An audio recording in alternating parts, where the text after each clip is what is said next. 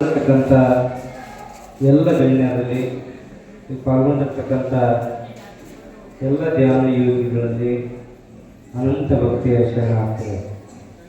ನಿಜಕ್ಕೂ ಸಹಿತ ವಿಶ್ವ ಧ್ಯಾನ ಮತ್ತು ಯೋಗ ದಿನಾಚರಣೆಯ ಶುಭಾಶಯಗಳನ್ನು ಮೊಟ್ಟ ಮೊದಲು ತಮಗೆಲ್ಲ ತಿಳಿಸಿ,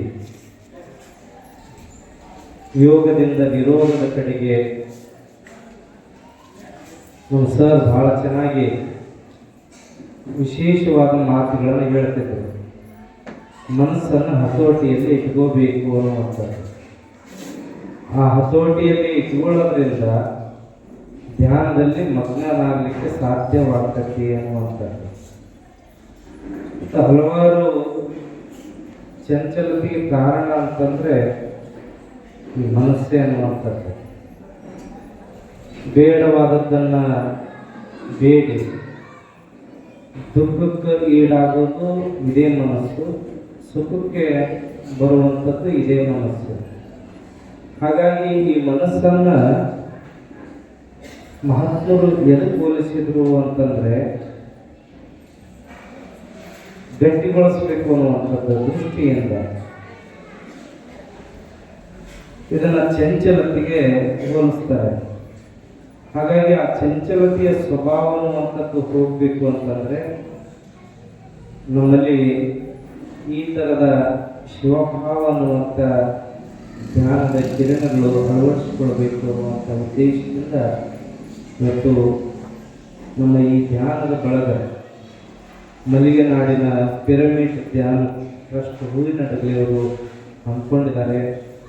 ಈ ಬಳಗಕ್ಕೆ ಜೋರಾಗಿ ಚಪ್ಪಾಳೆಗಳನ್ನು ತಟ್ಟಬೇಕು ಅಂತ ಮಾತನ್ನು ಹೇಳ್ತಾ, ಪ್ರತಿ ಬಾರಿಯೂ ಸಹಿತ ಪ್ರತಿ ತಿಂಗಳು ಶಿವಾನುಭವದಲ್ಲಿ ನಮ್ಮ ಪರಮೇಶ್ವರಪ್ಪನೇಶ್ವರರಿಂದ ಧ್ಯಾನದ ಮಾಹಿತಿಯನ್ನು ಮತ್ತು ಒಂದು 5 ನಿಮಿಷ ಧ್ಯಾನ ಮಾಡಿಸಲಿಕ್ಕೆ ಪ್ರಾರ್ಥನೆ ಆದ ಕೂಡಲೇ ಅವರಿಗೆ ಧ್ಯಾನದ ಅವಕಾಶವನ್ನು ಕೊಟ್ಟಿರ್ತೀವಿ. 1-2 ಸಲ ಅವ್ರು ಲೇಟಾಗಿ ಬಂದಿದ್ದಕ್ಕೆ ಒಂದು ಮಾತು ಹೇಳಿದ್ವಿ ನಾವು, ನೀವ ಧ್ಯಾನ ಕೆಲಸವರಿಗೆ ಮಾಡಿದ್ರೆ ಹೆಂಗೆ ಧ್ಯಾನ ಮಾಡ್ತಾರೆ ಅಂದರೆ, ನಾವು ಮೊದಲು ಹೇಗಿರಬೇಕು ಅನ್ನುವಂಥದ್ದನ್ನು ತಿಳ್ಕೋಬೇಕು ಅನ್ನುವಂಥ ಮಾತನ್ನು ಹೇಳಿದಾಗ ಅನೇಕ ಒತ್ತಡಗಳು ಇರೋದರಿಂದ ಆಗಿರೋ ಸ್ವಾಮೀಜಿ ಅನ್ನುವಂಥ ಮಾತು ಹೇಳಿದರು. ವಿಶೇಷವಾಗಿ ಯಾಕೆ ಮಾತು ಹೇಳ್ತೀವಿ ಅಂತಂದರೆ, ಸಮಾಜಕ್ಕೆ ನಾವು ಸರಿಯಾದ ಮಾರ್ಗವನ್ನು ತೋರಿಸುವಂಥವ್ರು ಮೊದಲು ನಾವು ಸರಿಗಿರಬೇಕು ಅನ್ನುವಂಥದ್ದನ್ನು ಅವರಲ್ಲಿ ಅರಿಕೆ ಮಾಡಿಕೊಂಡಾಗ ಆಯಿತು, ನಾವು ಸರಿಯಾದ ಸಮಯಕ್ಕೆ ಬರ್ತೀವಿ ಅನ್ನುವಂಥ ಮಾತನ್ನು ತಿಳಿಸಿದರು. ಆದರೆ ಇವತ್ತಿನ ದಿವಸದ ಕಾರ್ಯಕ್ರಮವನ್ನು ಗಮನಿಸಿದಾಗ ಇವತ್ತು ಒತ್ತಡಗಳ ಮಧ್ಯೆ ನಾವು ಇದ್ದೇವೆ. ಒತ್ತಡಗಳ ಬದುಕು ನಮಗಾಗಿದೆ. ಆ ಒತ್ತಡಗಳ ಕ್ಷೀಣತೆ ಆಗಬೇಕು ಅಂತಂದರೆ ಇಂಥ ಧ್ಯಾನದ ಅವಶ್ಯಕತೆ ನಮಗಿದೆ ಅನ್ನುವಂಥದ್ದು ನಮ್ಮ ಮಲ್ಲಿಕಾರ್ಜುನ ಗುರುಗಳು ಬಹಳ ಚೆನ್ನಾಗಿ ಹೇಳಕತ್ತಿದ್ರು. ಇವತ್ತು ಮನಸ್ಸು ಅನ್ನುವಂಥದ್ದು ಏನಾಗಿದೆ ಅನ್ನುವಂಥದ್ದು, ಇಲ್ಲೇ ಒಂದು ಕ್ಷಣದಲ್ಲಿ ನಾವು ಏನಾದರೂ ಒಂದು ನೆನಪನ್ನು ಮಾಡಿಕೊಂಡ್ರೆ ಅಲ್ಲಿಗೆ ಹೋಗಿಬಿಡ್ತದೆ.